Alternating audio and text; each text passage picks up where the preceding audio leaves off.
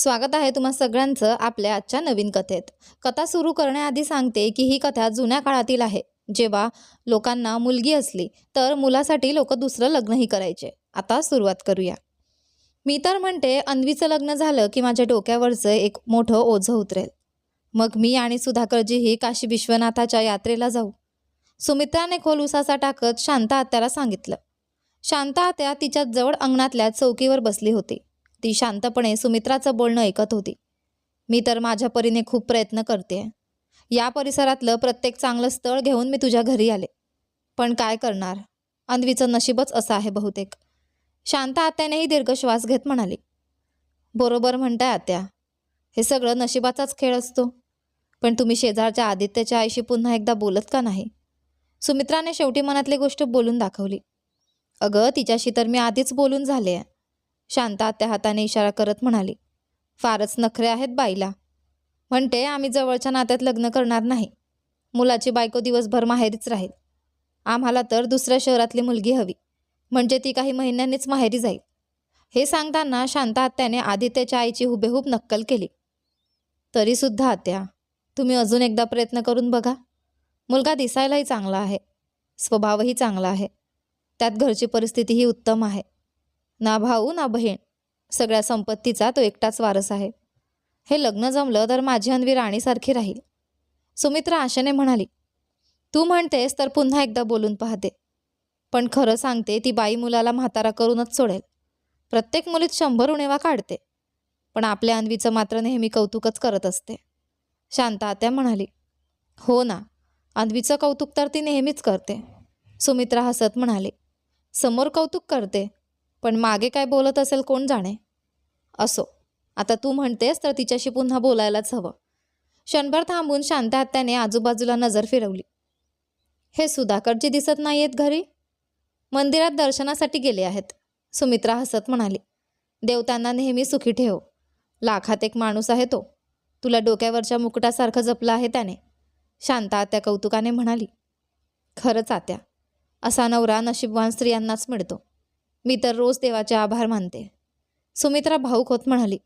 अगदी खरं आहे, मुलगा नसला तर कित्येक नवरे बायकोला टोमणे मारत राहतात, काही जण तर दुसरं लग्नही करतात, पण सुधाकरजींसारखा माणूस फार क्वचितच भेटतो।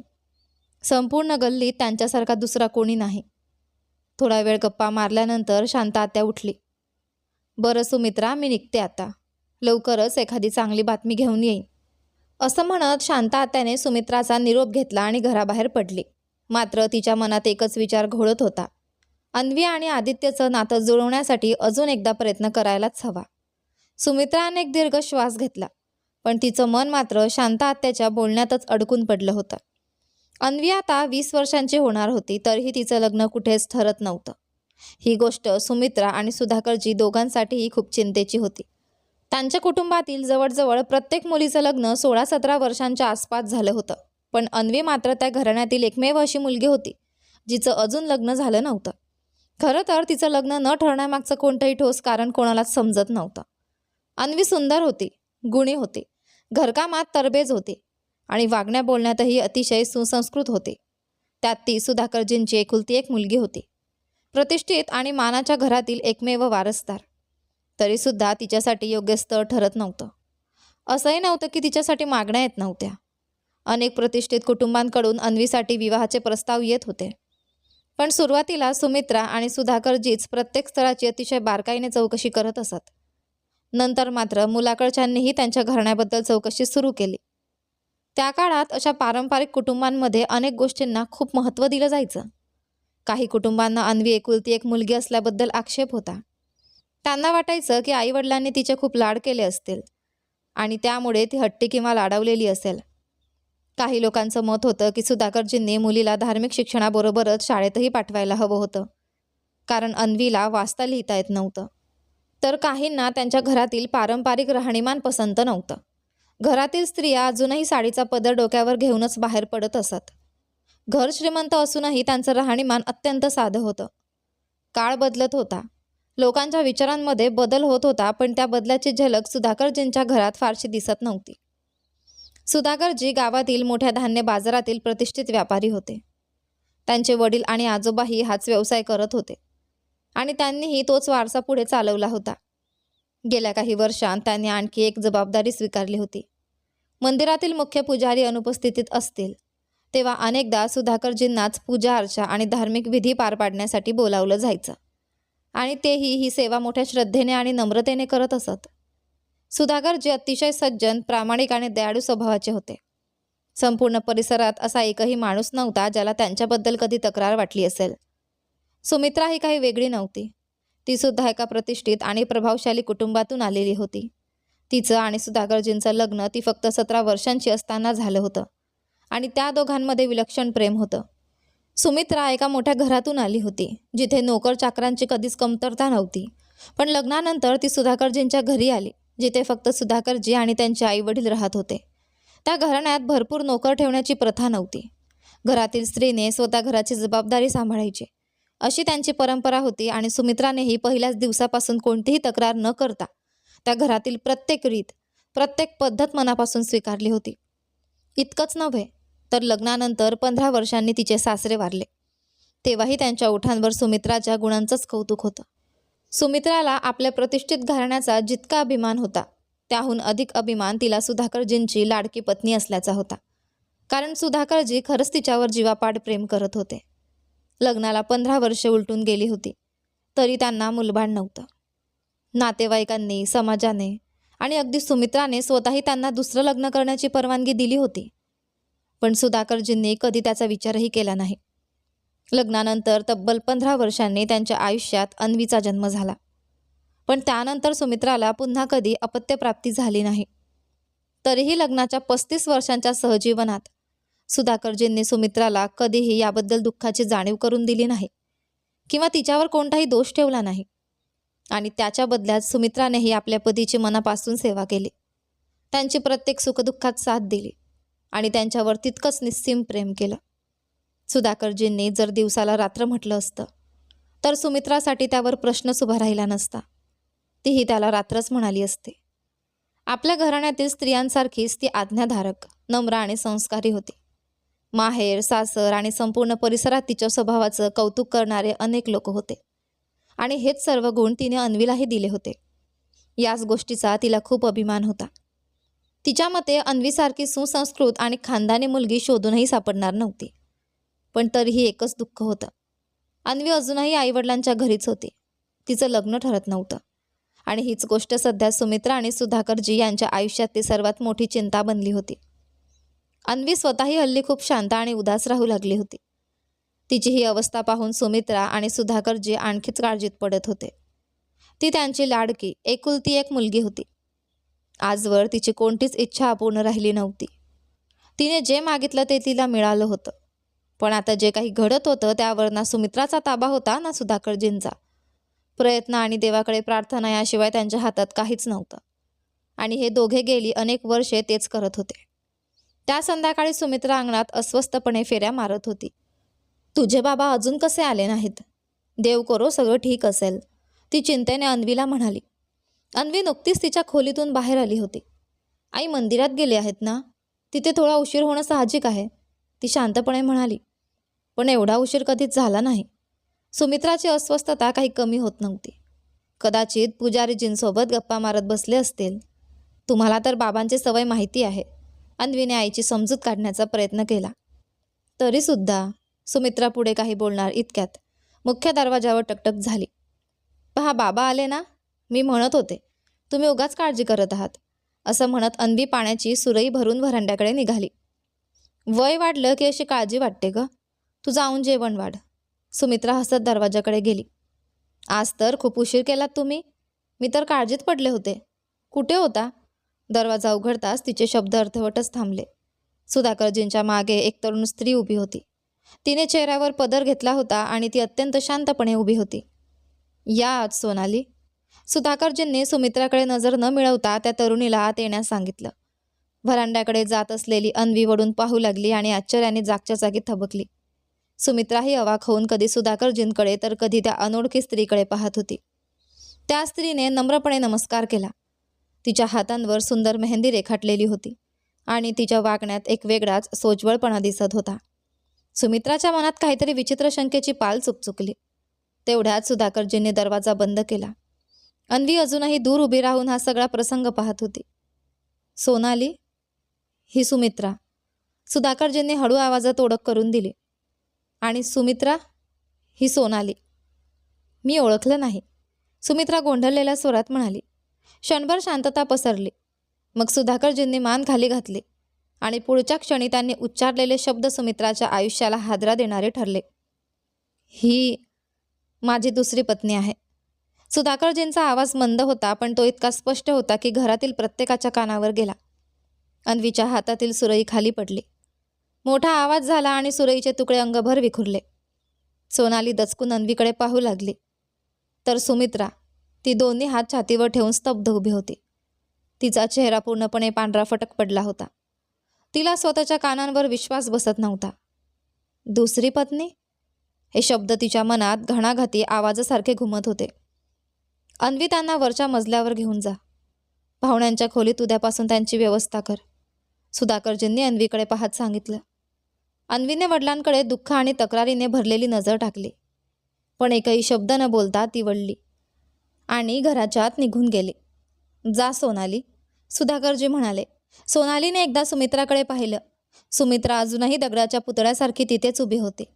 35 वर्षांपासून तिने ज्या प्रेमावर, विश्वासावर आणि नात्यावर आपलं आयुष्य उभारलं होतं, तो सारा विश्वास अवघ्या 2 क्षणात कोसळून चुराडा झाला होता. सोनाली शांतपणे घराच्या आत निघून गेली. जेवण वाढ, सुधाकरजींनी सुमित्राकडे न पाहताच म्हटलं आणि स्वतःही डोक्यावरील टोपी काढत घरात शिरले.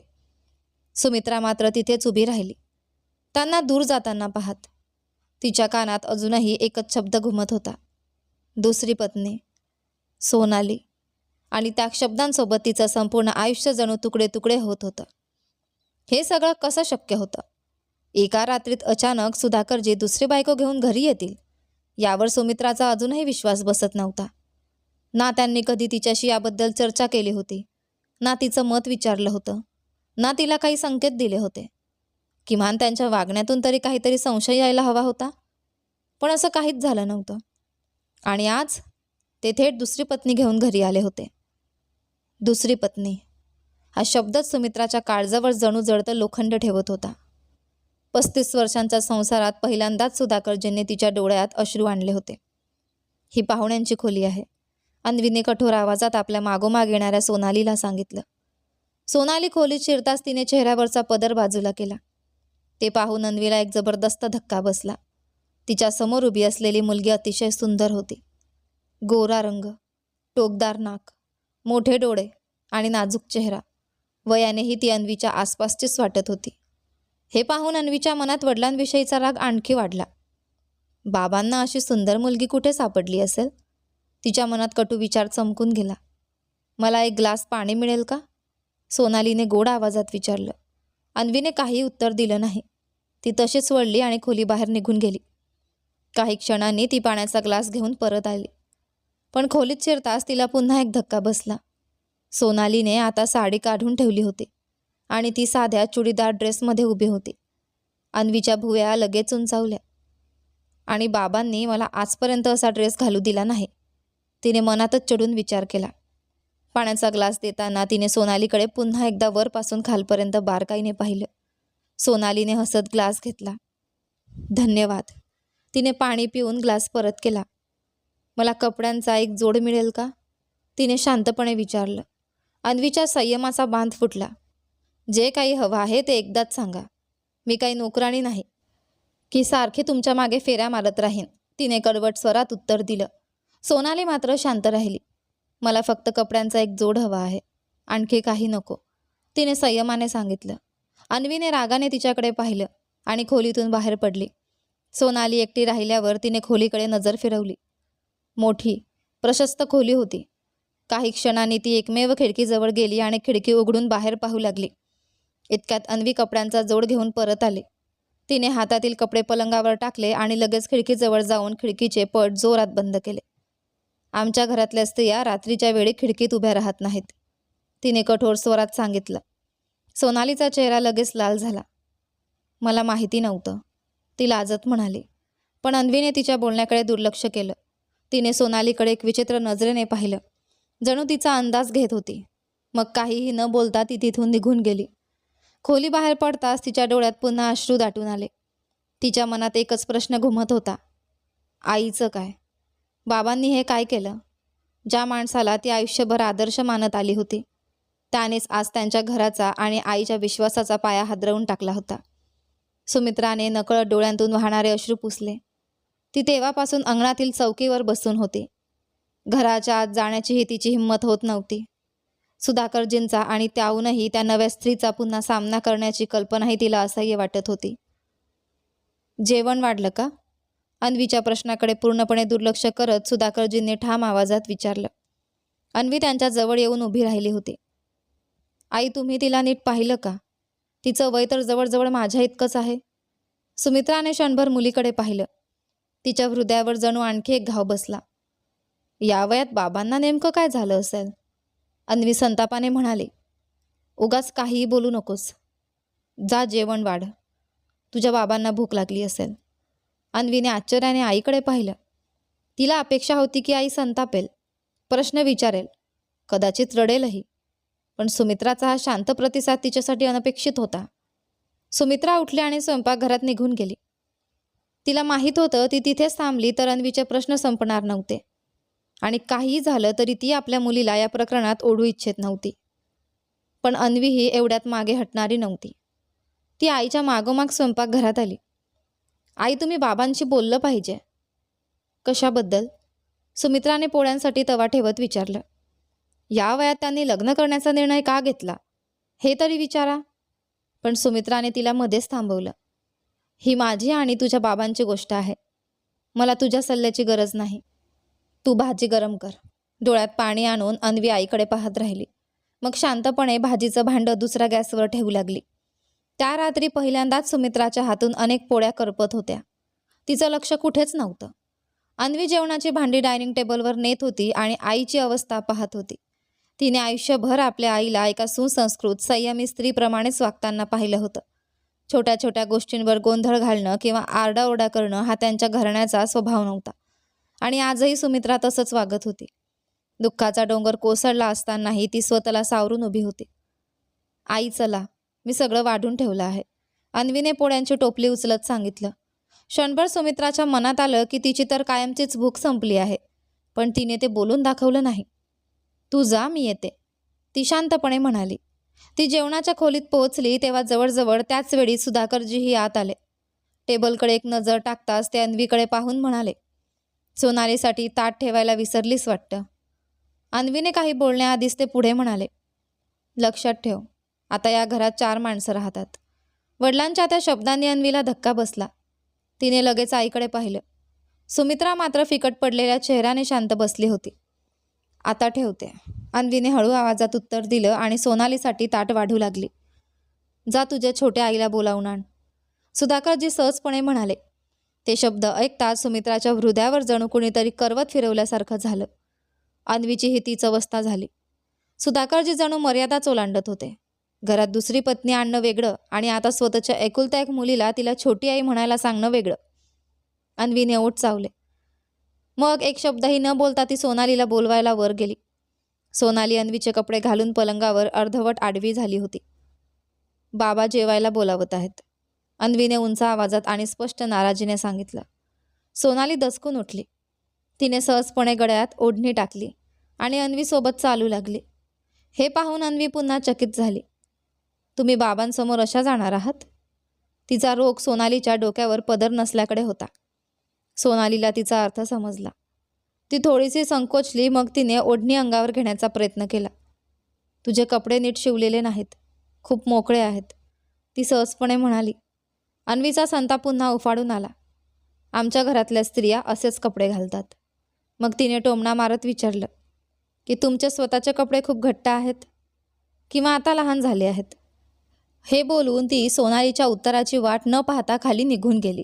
सोनाली काही क्षण तशीच स्तब्ध उभी राहिली. मग तिच्या ओठांवर हलकीशी स्मित रेषा उमटली आणि तीही खाली आली.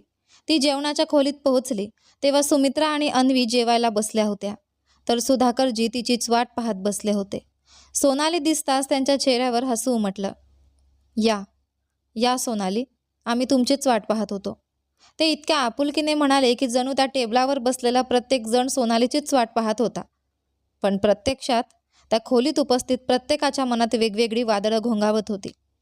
अन्वीने पुन्हा एकदा नाराजीने सुमित्राकडे पाहिलं, पण सुमित्राचं संपूर्ण लक्ष जेवणाकडे होतं. मात्र सोनाली खोलीतून बाहेर येऊन जेवणाच्या टेबलाजवळ बसताच तिच्यावर पडलेल्या एका नजरेनेच सुमित्राच्या काळजाचं पाणी पाणी झालं. ती खरंच अन्वीच्या वयाची होती आणि अतिशय सुंदरही. हे पाहून सुधाकरजींबद्दलच्या तिच्या मनातील आदराचे आणखी काही तुकडे झाले. जेवताना सुधाकरजींनी स्वतः सोनालीच्या ताटात भाजी वाढून दिली. तेव्हा सुमित्राच्या मनाला आणखी वेदना झाल्या. हे काम ते आत्तापर्यंत फक्त तिच्यासाठी आणि अन्वीसाठी करत असत. आज मात्र सुमिता आणि अन्वीने स्वतः जेवण वाढून घेतलं होतं आणि सुधाकरजी दुसऱ्या स्त्रीवर तिची माया उधळत होते. जेवताना अचानक सुधाकरजींचा ठसका लागला. सुमित्रा किंवा अन्वी काही बोलण्याआधीच सोनालीने क्षणार्धात पाण्याचा ग्लास उचलला आणि त्यांच्या हातात दिला. घ्या, पाणी घ्या, असं म्हणत तिने त्यांच्या पाठीवर हलकेच हात फिरवला. सुधाकरजींनी पाणी पिताना चोरट्या नजरेने सुमित्रा आणि अन्वीकडे पाहिलं. दोघेही जणू काही पाहिलंच नाही अशा आविर्भावात शांत बसल्या होत्या. आणखी पाणी देऊ का? सोनालीने काळजीपूर्वक विचारलं.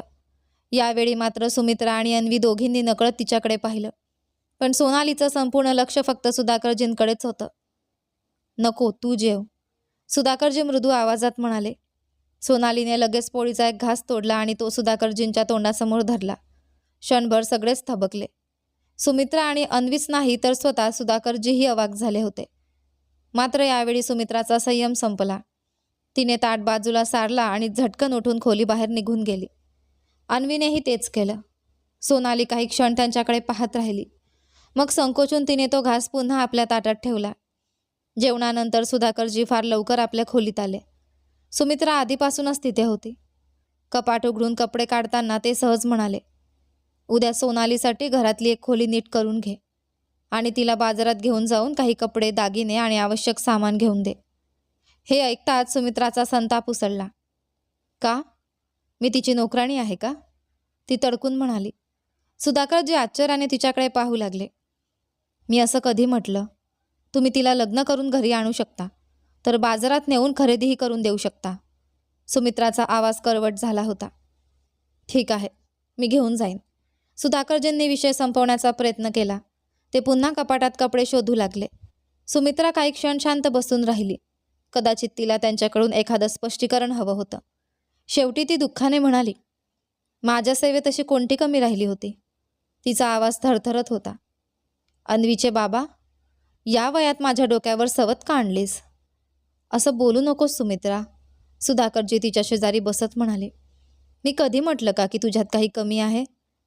मग हे सगळं कशासाठी? सुमित्राच्या डोळ्यांतून पुन्हा अश्रू वाहू लागले.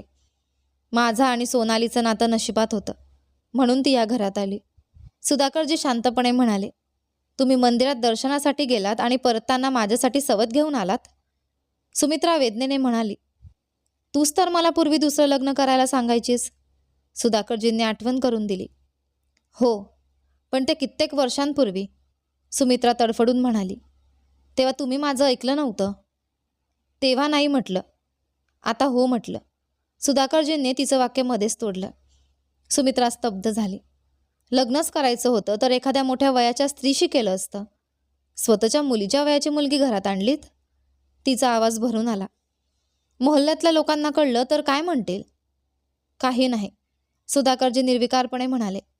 4 दिवस बोलतील, मग शांत होतील. त्यांच्याकडे जणू प्रत्येक प्रश्नाचं उत्तर तयार होतं. सुमित्रा निराश झाली. ती आहे तरी कोण? कुठल्या घराण्यातली आहे?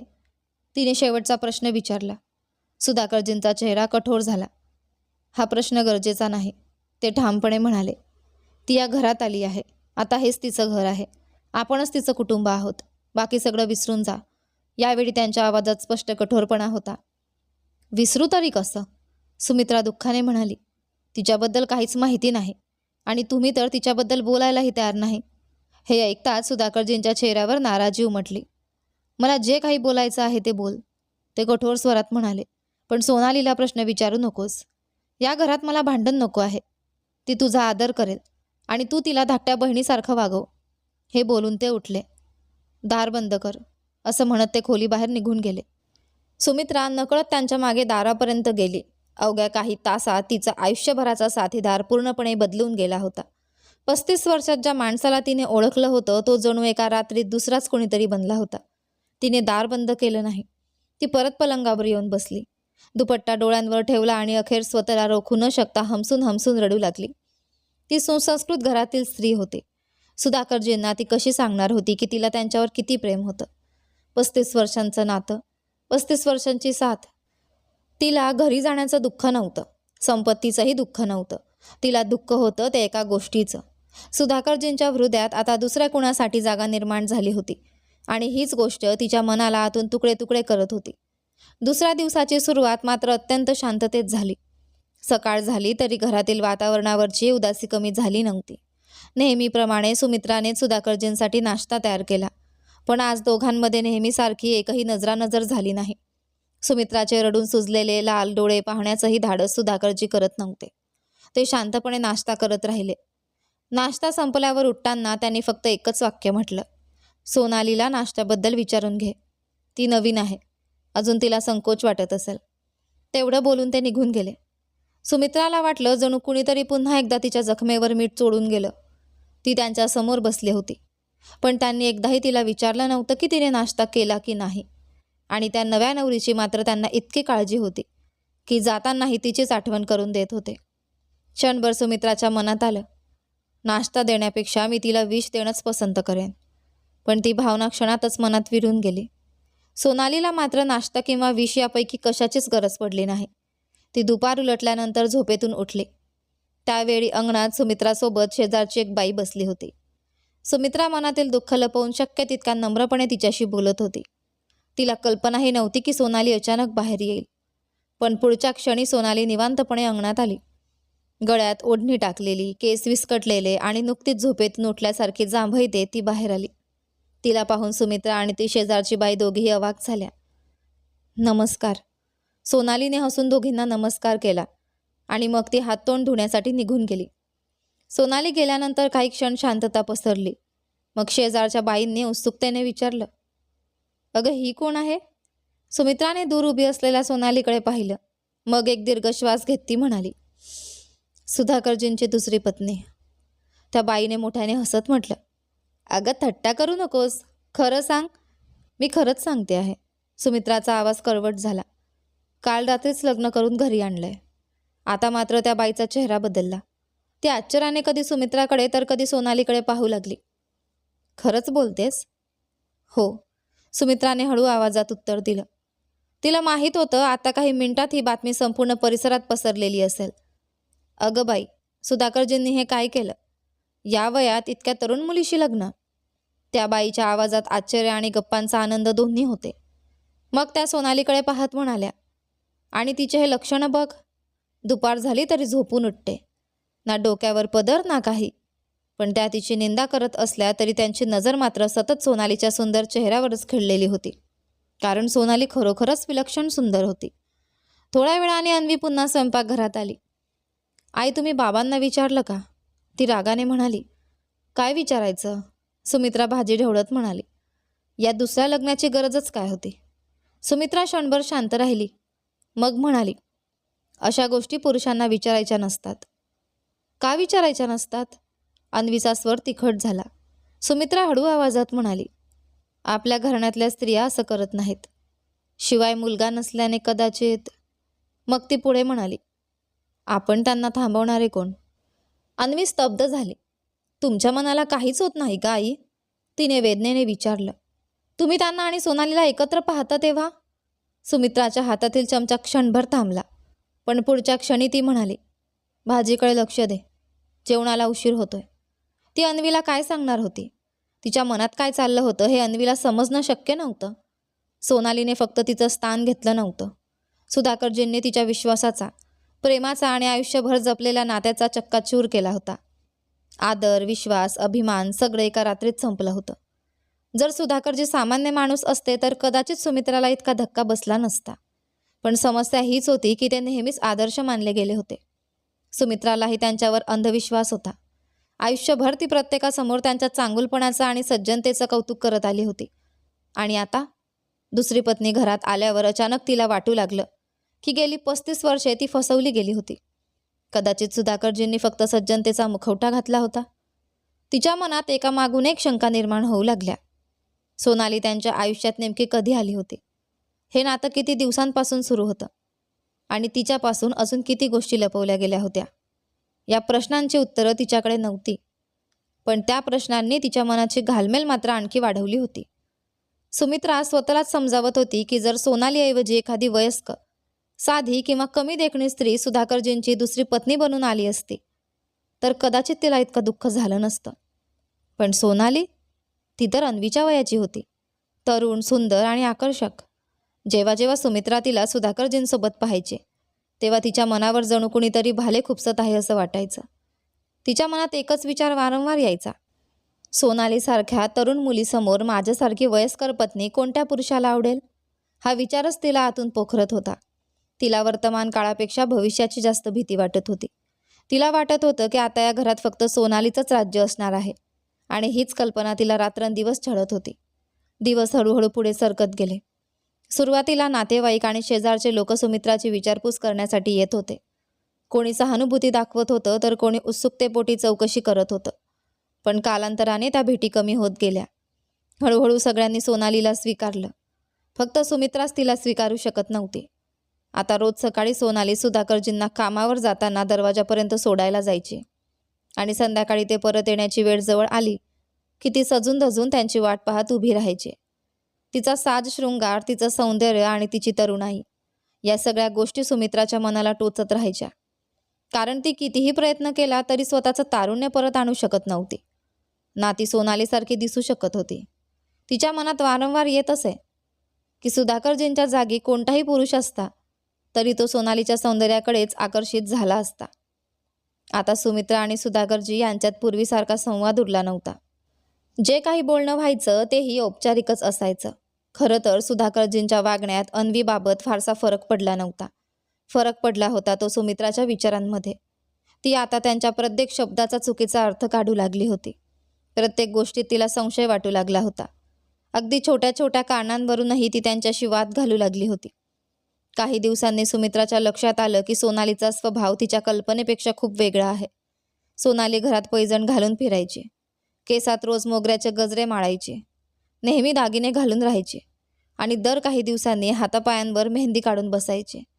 कदाचित सुमित्राने या सगळ्या गोष्टींकडे दुर्लक्ष केलं असतं जर एक गोष्ट तिच्या लक्षात आली नसती. अन्वी आता सोनालीमध्ये खूप रस घेऊ लागली होती. सुरुवातीचा राग आणि तिरस्कार कमी होऊ लागला होता. उलट सोनालीच्या प्रत्येक सवयीबद्दल, प्रत्येक गोष्टीबद्दल तिला कुतूहल वाटू लागलं होतं आणि ही गोष्ट सुमित्राला अजिबात सहन होत नव्हती. एके दिवशी तिने याबद्दल सुधाकरजींकडे तक्रार केली. तिला समजावून सांगा, ती चिडून म्हणाली. सुधाकरजी आश्चर्याने तिच्याकडे पाहू लागले. काय समजावून सांगू? हे सगळं सजणं धजणं बंद करायला सांगा. या घरात एक तरुण मुलगी आहे, सुमित्रा संतापाने म्हणाली. सुधाकरजी शांतपणे उत्तरले. सोनाली ही तर तरुण आहे सुमित्रा. हे ऐकताच सुमित्राला जणू काटा टोचला. आमच्याही आयुष्यात तारुण्य आलं होतं, पण आम्ही कधी घरभर पैजण वाजवत फिरलो नाही, ती तावातावाने म्हणाली. सुधाकरजी मात्र शांत होते. प्रत्येक व्यक्ती वेगळी असते, ते म्हणाले. सुमित्रा थांबली नाही. आणि त्या सगळ्या शृंगाराच्या वस्तूंवर ती किती पैसा खर्च करते हे दिसत नाही का तुम्हाला? तिने आणखी एक तक्रार केली. सुधाकरजी हसले. तो तिचा खर्च आहे, तिला हवं ते ती करेल. मग त्यांनी विचारलं, मी कधी तुला विचारलं का तू तुझे पैसे कुठे खर्च करतेस?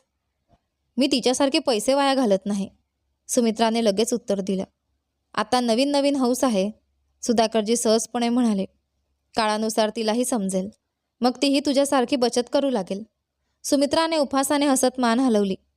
त्या गैरसमजात राहू नका, ती म्हणाली. प्रत्येक स्त्री सुमित्रा नसते. सुधाकरजी काही क्षण तिच्याकडे पाहत राहिले. मग हलकसं स्मित करत म्हणाले. मला माहीत आहे, सुमित्रा एकच आहे. क्षणभर थांबून ते पुढे म्हणाले. आणि सोनालीही एकच आहे. हे बोलून ते आणखी काही न ऐकता खोलीबाहेर निघून गेले. सुमित्राचा संताप पुन्हा उफाळून आला. ही पहिली वेळ नव्हती. अलीकडे प्रत्येक गोष्टीत सुधाकरजी सोनालीचीच बाजू घेत होते. तिला वाटू लागलं होतं की सोनालीने त्यांच्यावर काहीतरी जादूच केली आहे. कारण जे सुधाकरजी कधीकाळी तिच्या प्रत्येक भावनेची कदर करायचे तेच आता तिचं एकही म्हणणं ऐकायला तयार नव्हते. अगं सुमित्रा, हे मी काय ऐकलं? शांता आत्या घरात पाऊल टाकताच बोलू लागल्या. सुधाकरजींनी दुसरं लग्न केलं म्हणे? हो आत्या, तुम्ही जे ऐकलं ते खरंच आहे, सुमित्रा उदास स्वरात म्हणाली. या बसा. तिने त्यांना अंगणातील तख्तावर बसवलं. काय खाणार? चहा आणू का? अगं जाऊ दे खाणं पिणं, शांता आत्या चिडून म्हणाल्या. मला आधी हे सांग, हे सगळं झालं तरी कसं? मी तर कायम सुधाकरजींची स्तुती करत फिरायचे, त्या आश्चर्याने म्हणाल्या. सुमित्राने खोल श्वास घेतला. आत्या, बहुतेक हेच माझ्या नशिबात होतं. अगं ती आहे तरी कोण? शांता आत्या उत्सुकतेने म्हणाल्या. काही फार सुंदर नाही ना? मुलगाही देऊ शकले नाही? सुंदरच आहे, सुमित्रा कडवटपणे हसली. तिच्या सौंदर्यावरच तर सुधाकरजी भाळले असतील. अगं भाळले असतीलही, शांता आत्या म्हणाल्या. पण ही त्यांची भाळायची वेळ होती का? संपूर्ण आयुष्य त्याने तुझ्याशिवाय दुसऱ्या स्त्रीकडे डोळे वर करून पाहिलं नाही, आणि आता? जाऊ द्या आत्या, सुमित्राने त्यांचं बोलणं थांबवलं. आता त्या गोष्टींचा काही उपयोग नाही. पण ती आहे तरी कोण? शांता आत्या पुन्हा म्हणाल्या. कुठल्या घरची आहे? तिचं नाव सोनाली आहे, सुमित्रा म्हणाली. बाकी तिच्या घराण्याबद्दल सुधाकरजींनाच माहिती असेल. तुला काही सांगितलं नाही त्यांनी? नाही, सुमित्राने थोडक्यात उत्तर दिलं. तेवढ्यात आतल्या खोलीचं दार उघडलं. सोनाली बाहेर आली. शांता आत्याने तिला डोक्यापासून पायापर्यंत बारकाईने न्याहाळलं. सोनाली नेहमीप्रमाणे नम्रपणे पुढे आली. नमस्कार, ती हसून म्हणाली. मग अंगणातल्या मोगऱ्याच्या झाडांकडे चालत गेली. शांता आत्यांची नजर तिच्या पायांवरील मेहंदी, पैजण, दागिने आणि तिच्या वागण्या बोलण्यावर खिळून राहिली. काही क्षणांनी त्या हळू आवाजात म्हणाल्या. मलाही काही खानदानी घरची वाटत नाही. सुमित्राने चटकन त्यांच्याकडे पाहिलं. म्हणजे? शांता आत्या थोडा वेळ शांत राहिल्या. मग म्हणाल्या. जर मला सुधाकरजींच्या चारित्र्यावर विश्वास नसता तर मी वेगळाच विचार केला असता. स्पष्ट बोला ना आत्या, सुमित्रा अस्वस्थ झाली. शांता आत्यांनी सोनालीकडे पाहत कुजबुजत म्हटलं. मला तर ती एखाद्या नाचगाणं करणाऱ्या बाईसारखी वाटते. हे ऐकताच सुमित्राच्या छातीत धस्त झालं. तिने घाबरून छातीवर हात ठेवला. आत्या, हे काय बोलताय? मी काही उगाच बोलत नाही, शांता आत्या खात्रीने म्हणाल्या. तूच विचार तिला. शांता आत्या गेल्यावर सुमित्रा सरळ सोनालीच्या खोलीत गेली. सोनाली मोगऱ्याचा गजरा गुंफवत गुणगुणत बसली होती. हे गाणं कुठे शिकलेस? सुमित्राने कडक आवाजात विचारलं. सोनाली दचकली. कुठे नाही, सहज गुणगुणत होते. सुसंस्कृत घरातील मुली अशा प्रकारे गाणे गुणगुणत बसत नाहीत, सुमित्रा रागाने म्हणाली. तुझ्या आईवडिलांनी तुला कधी थांबवलं नाही का? तुम्हाला वाईट वाटलं असेल तर मी पुन्हा गाणार नाही, सोनाली नम्रपणे म्हणाली. कुठून आलीस तू? सुमित्राने विचारलं. जयपूरहून, सोनाली सहज म्हणाली. मी शहर विचारत नाही आहे, सुमित्रा कठोर आवाजात म्हणाली. घराणं कोणतं? सोनाली काही क्षण गप्प राहिली. तुझ्या वडिलांचं नाव काय होतं? सुमित्राने लगेच पुढचा प्रश्न विचारला. ते आता नाहीत, सोनाली हळू आवाजात म्हणाली. नसतील, पण नाव तरी असेल, सुमित्रा चिडून म्हणाली. सोनाली गोंधळली. देवाकर, ती कसं बसं म्हणाली. काय काम करायचे? माझ्या लहानपणीच गेले, ते मला ऐकू आलं, सुमित्रा तिरस्काराने म्हणाली. पण त्याआधी काहीतरी करत असतील ना? सोनाली पुन्हा गप्प झाली. आता सुमित्राचा संशय अधिकच वाढला होता. तिने प्रश्नांचा भडीमार सुरूच ठेवला. तुझं घर कुठे आहे? भाऊ बहीण किती? आई आहे का? पण प्रत्येक प्रश्नाला सोनालीचं उत्तर अर्धवट किंवा टाळणारं होतं. शेवटी सुमित्रा संतापून म्हणाली.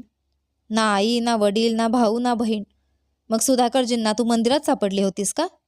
सोनाली काहीच बोलली नाही, फक्त सुमित्राकडे पाहत राहिली. सुमित्रा रागाने थरथरत खोलीतून बाहेर पडली. तिला वाटत होतं की लगेच बाजारात जाऊन सुधाकरजींना जाब विचारावा. अंगणात फेरफटका मारणाऱ्या आईकडे पाहून अन्वी आश्चर्यचकित झाली. आई, काय झालं? ती जवळ येत म्हणाली. इतक्या रागात का आहात? रागात? सुमित्रा तडकली. माझं तर विष खाऊन मरावंसं वाटतंय. आई, तन्वी घाबरली. झालं तरी काय? सुमित्रा दातोट खात म्हणाली. तुला माहिती आहे का सोनाली कोण आहे? बाबांची दुसरी पत्नी, अन्वी सहज म्हणाली. आणखी कोण? नाही, सुमित्रा मध्येच ओरडली. ती चांगल्या घरची मुलगी नाही. अन्वी अवाक झाली. काय?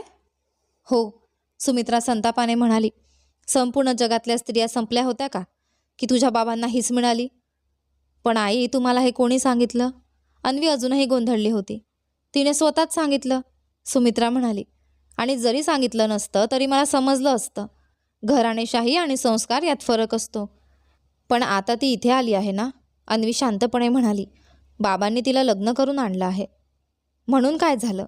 सुमित्रा भडकली. संपूर्ण आयुष्य मी तुझ्या बाबांच्या चारित्र्याची शपथ घेत फिरले. मला काय माहीत होतं की ते असं करतील. ती अक्षरशः संतापाने थरथरत होती. मग अचानक ती अन्वीकडे बोट दाखवत म्हणाली, आणि तू तिच्या जवळपास फिरायचं सुद्धा नाही. आई, मी तिच्याजवळ जातच नाही. अन्वीने विरोध केला. खोटं बोलू नकोस, सुमित्रा म्हणाली. मी अनेकदा पाहिलंय. तुझी नजर कायम तिच्यावरच असते. अन्वी नकळत म्हणाली. ती खूप सुंदर आहे ना आई? हे ऐकताच सुमित्रा आणखी चिडली. आता तू माझ्यासमोर तिच्या सौंदर्याची स्तुती करणार? ती रागाने म्हणाली. 4 दिवस झाले नाही तिला या घरात येऊन, आणि तुझे रंगढंग बदलायला लागले. अन्वीला समजलं की आता आईशी वाद घालण्यात अर्थ नाही, म्हणून ती शांतपणे तिथून निघून गेली. त्याच संध्याकाळी सुधाकरजी खोलीत आले. सुमित्राचा रागाने लाल झालेला चेहरा पाहताच त्यांना काहीतरी बिनसलं असल्याची जाणीव झाली. काय झालं सुमित्रा? ते शांतपणे विचारू लागले. मी सांगते सुधाकरजी, शेवटी माझ्याकडून अशी कोणती चूक झाली होती? कोणतं पाप केलं होतं मी की तुम्ही सोनालीला या घरात आणून बसवलात? का? सुमित्राने संतापाने विचारलं. काय झालं? सोनालीशी काही भांडण झालं का? सुधाकरजींनी शांतपणे विचारलं. मी खानदानी घरातली स्त्री आहे, आणि खानदानी स्त्रिया अशा बायकांशी वाद घालत बसत नाहीत. सुमित्राचं हे वाक्य ऐकताच सुधाकरजी काही क्षण स्तब्ध झाले. अशा बायका म्हणजे कोण? तुम्हाला चांगलंच माहीत आहे या घरात अशी बाई कोण आहे ते. आपल्या घराण्यात लग्न समारंभात नाच गाण्यासाठी अशा स्त्रियांना बोलावलं जातं, पण त्यांना घरच्या सुनेची बरोबरीने बसवलं जात नाही. यापुढे सुमित्राला बोलू न देता सुधाकरजी कडक आवाजात म्हणाले. आता तुला सत्य समजलं आहे तर ते इथेच संपव. सोनाली पूर्वी कोण होती, काय होती याचा आता काही अर्थ नाही. मी तिच्याशी विधीपूर्वक लग्न केलं आहे आणि तिला माझ्या घराचा, माझ्या सन्मानाचा भाग बनवला आहे. पुन्हा तिच्यासाठी अपमानास्पद शब्द वापरलेले मला खपणार नाहीत. सुमित्राने याआधी कधीच सुधाकरजींना इतक्या रागात पाहिलं नव्हतं. खरं तर त्यांच्या आयुष्यातील अनेक गोष्टी तिने याआधी कधी पाहिल्याच नव्हत्या. त्या सत्याचा उलगडा झाल्यानंतर सुमित्राचं सोनालीबद्दलचं वागणं पूर्णपणे बदललं. पूर्वी स्वयंपाकघरात ती सोनालीची थोडीफार मदत स्वीकारत असे, पण आता तिने तिला घरच्या सगळ्या कामांपासून दूर केलं होतं. एक दिवस सुमित्रा कपडे धुत होती, तेव्हा सोनाली तिच्याजवळ येऊन हळू आवाजात म्हणाली.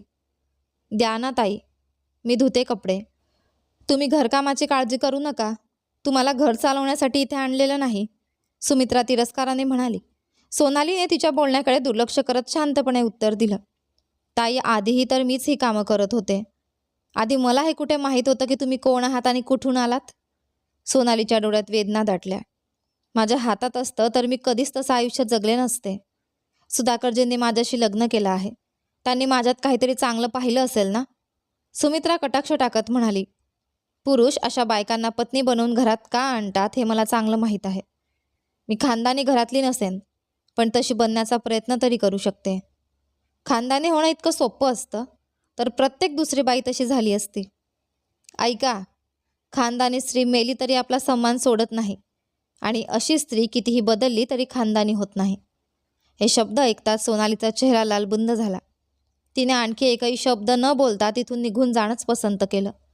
सुमित्राने सोनालीला जणू एखादा संसर्गजन्य रोगच समजलं होतं. पूर्वीही ती अन्वीला सोनालीजवळ जाण्यापासून थांबवत असे, पण आता तर ती तिच्यावर सतत लक्ष ठेवू लागली होती. अन्वी चुकूनही सोनालीच्या जवळ जाऊ नये याची ती विशेष काळजी घेत होती. पण तरीही सुमित्राच्या लक्षात येत होतं की अन्वी अनेकदा सोनालीच्या आसपासच घुटमळत असते. हे पाहून सुमित्राचा संताप वाढत होता. पूर्वीसारखी अन्वी सोनालीचा तिरस्कार का करत नव्हती?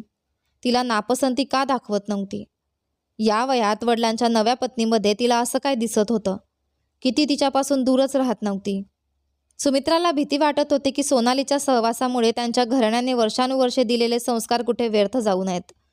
अन्वीच्या लग्नाची चिंता तिला आधीपासूनच होती, पण आता ती आणखी वाढली होती. शांता आत्याचंही त्या दिवसात घरात येणं जाणं कमी झालं होतं, आणि स्वतः अन्वी देखील खूप उदास आणि चिंताग्रस्त दिसू लागली होती. तिला असं गप्प गप्प बसलेलं पाहिलं की सुमित्राचं मन तुटायचं. ती आई होती. अन्वीच्या मनात कोणतं दुःख आहे हे तिला चांगलं माहीत होतं, पण तिच्या हातात काहीच नव्हतं. त्या दिवशी सुमित्रा अंगणातल्या झाडांना पाणी घालत होती. तेवढ्यात तिची नजर सोनालीवर पडली. सोनालीने सुंदर साडी नेसली होती. केसात गजरा मांडला होता.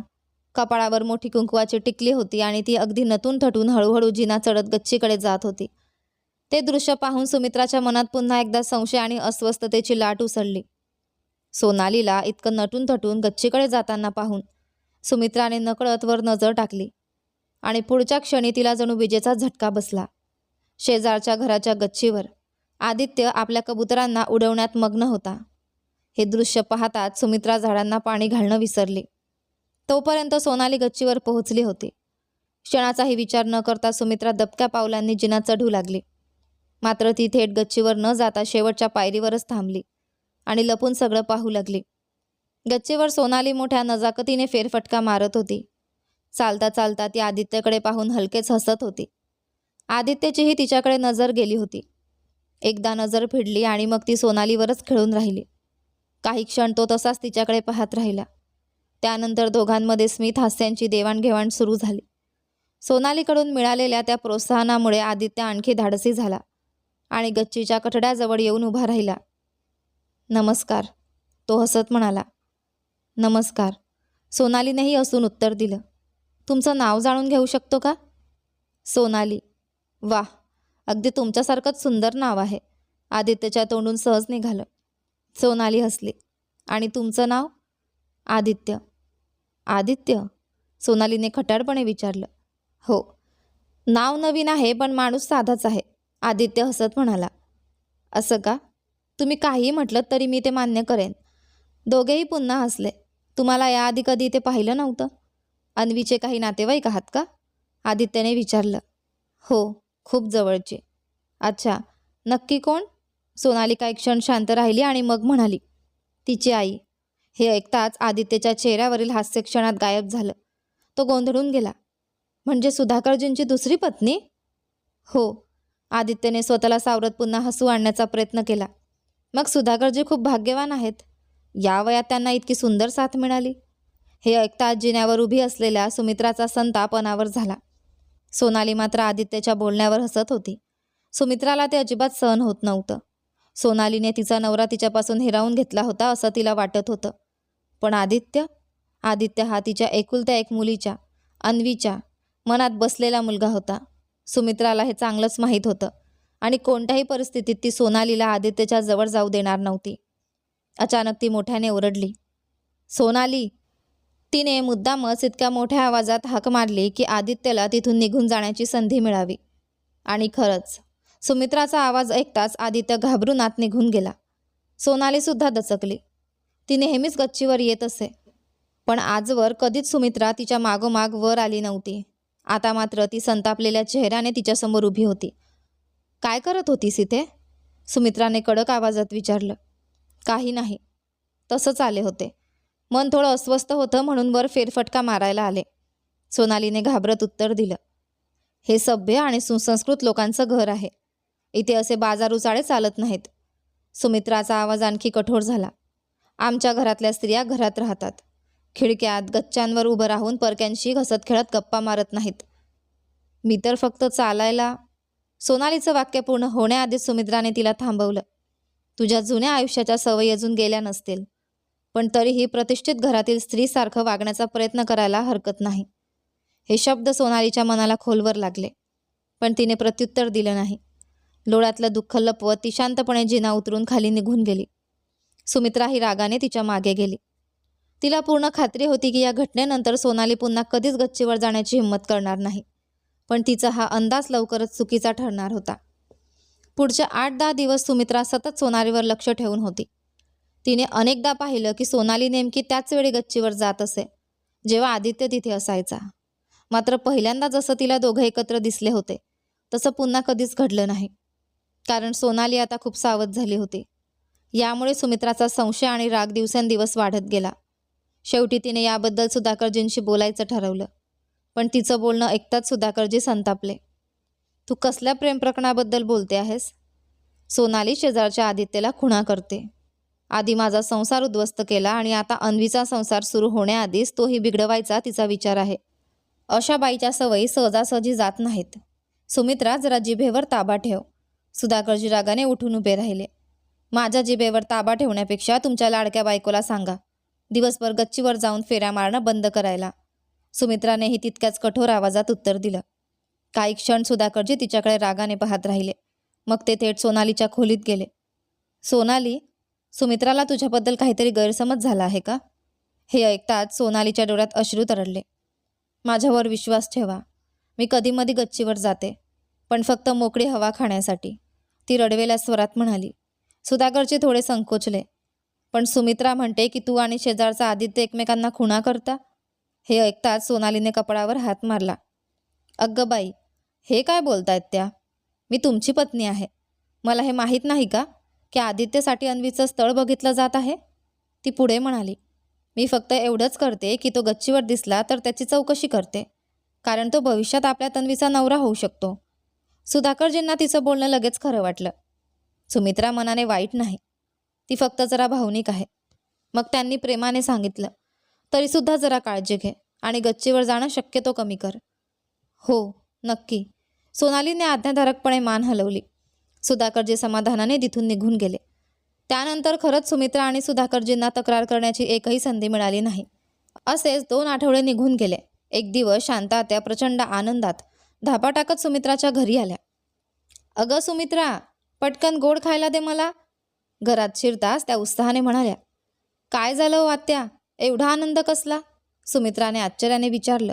शांता आत्यांच्या चेहऱ्यावर मोठं हास्य होतं. माझी मेहनत फळाला आली ग. आज आदित्यची आई सावित्रीताई यांनी मला बोलावलं होतं. मग त्या उद्या आपल्या अन्वीसाठी मागणी घालायला इथे येणार आहेत. क्षणभर सुमित्राला स्वतःच्या कानांवर विश्वासच बसला नाही. काय?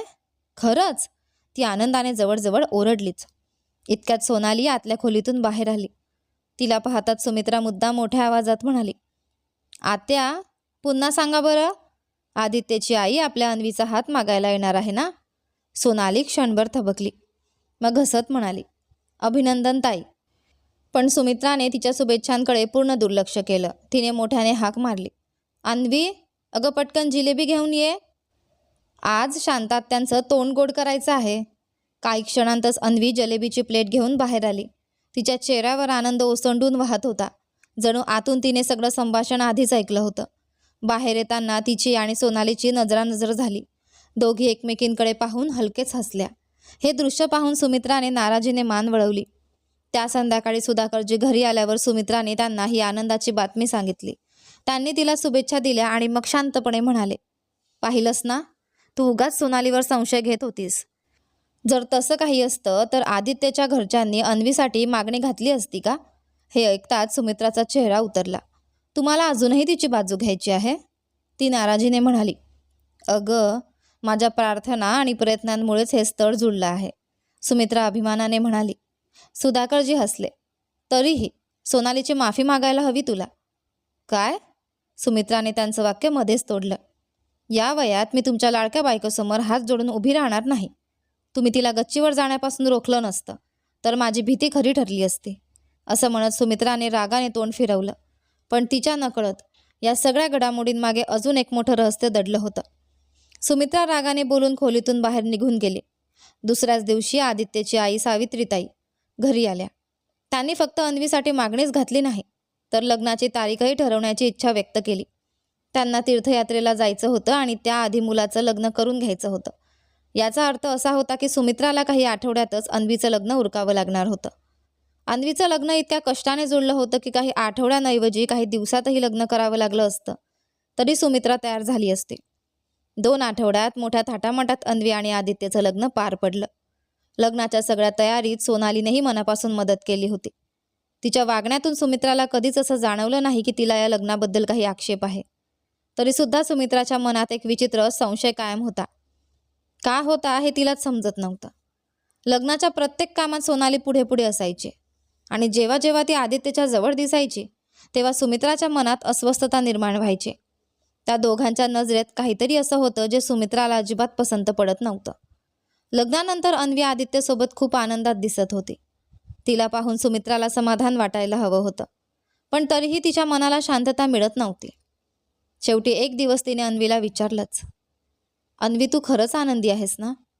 अन्वी लाजून हसली. आई, मी खूप आनंदात आहे. आणि आदित्य, तेही माझ्यासोबत खूप आनंदी आहेत. अन्वीच्या चेहऱ्यावर पुन्हा एकदा लाजरं हसू उमटलं. सुमित्राने तिच्याकडे बारकाईने पाहिलं.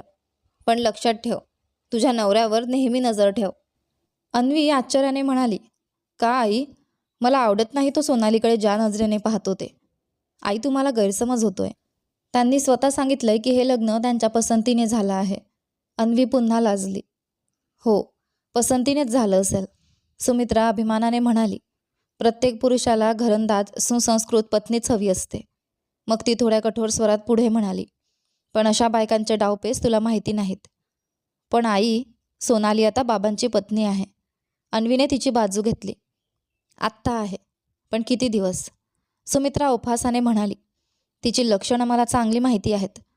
म्हणून सांगते, तुझ्या नवऱ्याकडे लक्ष ठेव. ठीक आहे आई.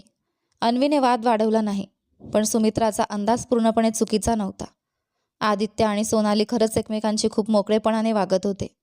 लग्नानंतर आदित्य जवळजवळ रोजच सुधाकरजींच्या घरी येऊ लागला. सोनाली त्याचं मोठ्या उत्साहाने स्वागत करायचे आणि हे पाहून सुमित्रा आतून जडफडत राहायची. दोघं बराच वेळ एकत्र बसून गप्पा मारत असत. विशेष म्हणजे आदित्य बहुतेक वेळा सुधाकरची घरी नसतानाच येत असे. सुमित्राला हे सगळं अजिबात आवडत नव्हतं. पण आता आदित्य तिचा जावई झाला होता. त्याला घरात येण्यास मनाई करणं शक्य नव्हतं. मात्र सोनालीला रोखणं शक्य होतं. एक दिवस आदित्य निघून गेल्यावर तिने सोनालीला थेट सुनावलं. सोनाली, आदित्य आता या घरचा जावई आहे. मला माहीत आहे ताई. मग त्याच्याशी जावयासारखंच वाग. सुमित्राने मुद्दाम शब्दांवर जोर दिला.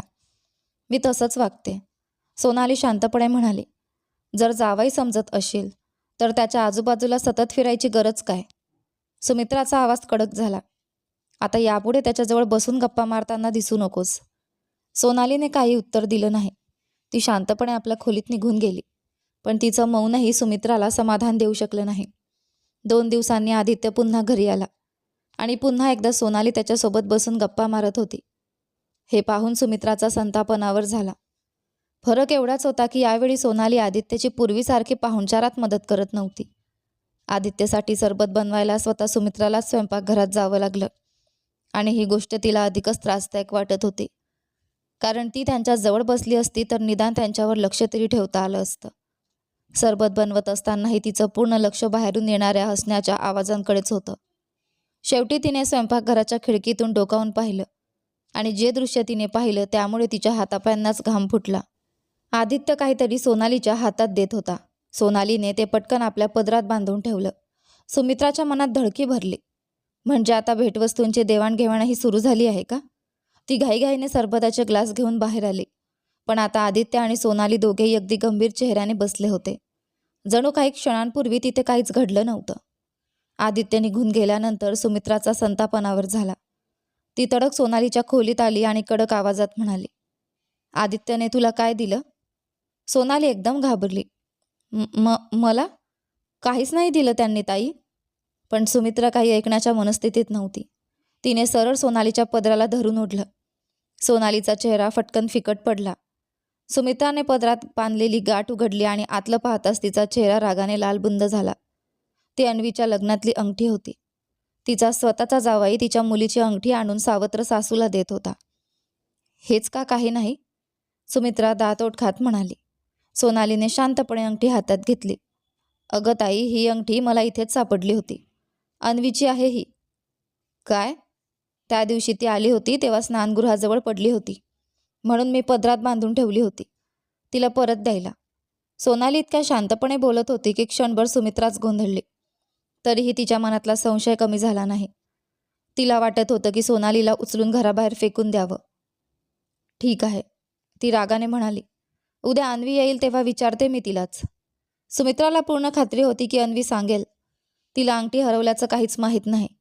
पण दुसऱ्या दिवशी ती अक्षरशः थक्क झाली. सगळा प्रकार ऐकल्यावर अन्वी शांतपणे म्हणाली, सोनाली खरं सांगते आहे आई. ती अंगठी खरंच स्नानगृहाजवळ हरवली होती. काय? 2 दिवसांपासून मी ती घरभर शोधत होते. सुमित्रा काही बोलणार इतक्यात अन्वीने पुढे सांगितलं. मी स्वतः आदित्यलाही सांगितलं होतं तिच्याबद्दल. मग ती थोडी नाराजीने म्हणाली, आई तुम्हीही ना, इतका संशय घेणं बरं नाही. पण आणि आदित्य सोनालीला अंगठी का देतील? अन्वीने सरळ प्रश्न विचारला. यापुढे अशा गोष्टी बाबांना सांगू नका, उगाच तुमचीच बदनामी होईल. अन्वीच्या बोलण्यातला ठामपणा पाहून सुमित्रा गप्प बसली. तिला काहीच सुचत नव्हतं. तिने स्वतःच्या डोळ्यांनी आदित्यला सोनालीला काहीतरी देताना पाहिलं होतं. मग अन्वी इतक्या खात्रीने वेगळंच कसं सांगत होती? काही क्षणांसाठी तर सुमित्रालाच वाटलं की तिचे डोळे तिला फसवत आहेत की काय. काही दिवसांनी सुमित्रा एका कामासाठी अन्वीच्या घरी गेली होती. तिला अन्वीला घेऊन वैद्यांकडे जायचं होतं. अन्वी आई होणार होती आणि अलीकडे तिची तब्येत वारंवार बिघडत होती. सावित्रीताई त्या दिवशी घरी नव्हत्या. त्यामुळे अन्वीची काळजी घेण्याची जबाबदारी सुमित्रावरच आली होती. अन्वीला घेऊन बाहेर पडताना ती अचानक म्हणाली, आई, माझी शाल तुमच्या घरीच राहिली आहे, नंतर पाठवून देते. नाही, मला आत्ताच हवी आहे. अन्वीने हट्ट धरला. शेवटी सुमित्राने तिला तिथेच थांबायला सांगितलं आणि ती घाईघाईने घरी परतली. पण घरी पोहोचताच तिला आश्चर्याचा धक्का बसला. मुख्य दरवाजा आतून बंदच नव्हता. मी स्पष्ट सांगून गेले होते दरवाजा नीट लावायला, ती रागाने पुटपुटली.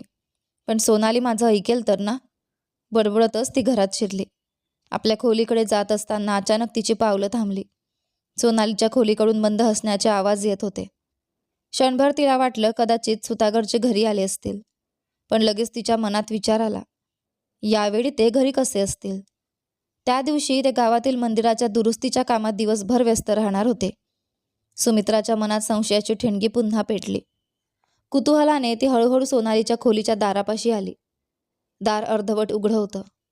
तिने सावधपणे फटीतून आत डोकावलं आणि पुढच्या क्षणी तिच्या पायाखालची जमीन सरकल्यासारखी झाली. खोलीत सोनाली एकटी नव्हती. तिच्यासमोर आदित्य बसला होता. दोघेही एकमेकांशी हसत बोलत होते आणि ते दृश्य पाहून सुमित्राच्या मनातल्या सगळ्या शंका पुन्हा एकदा जिवंत झाल्या. दोघेही सोफ्यावर एकमेकांच्या अगदी जवळ बसले होते आणि सोनाली तर अगदी सहजपणे आदित्यच्या खांद्यावर डोकं टेकवत होती. क्षणभर सुमित्राच्या मनात आलं की आत जाऊन सोनालीला केसांनी ओढत बाहेर काढावं. पण पुढच्या क्षणी तिच्या रागावर विवेकाने नियंत्रण मिळवलं.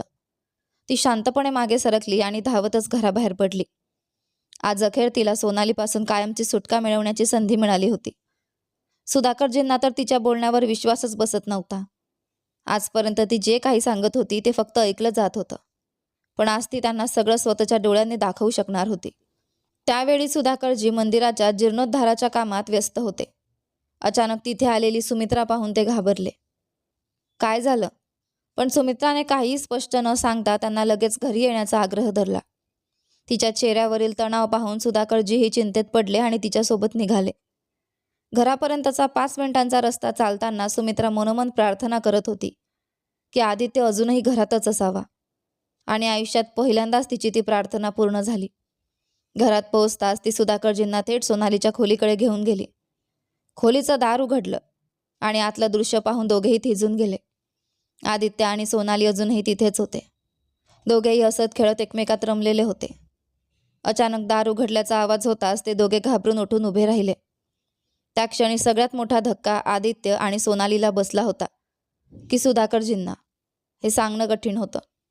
सुधाकरजींच्या चेहऱ्यावरचा दुःख आणि धक्का पाहून सुमित्रालाही क्षणभर वाईट वाटलं.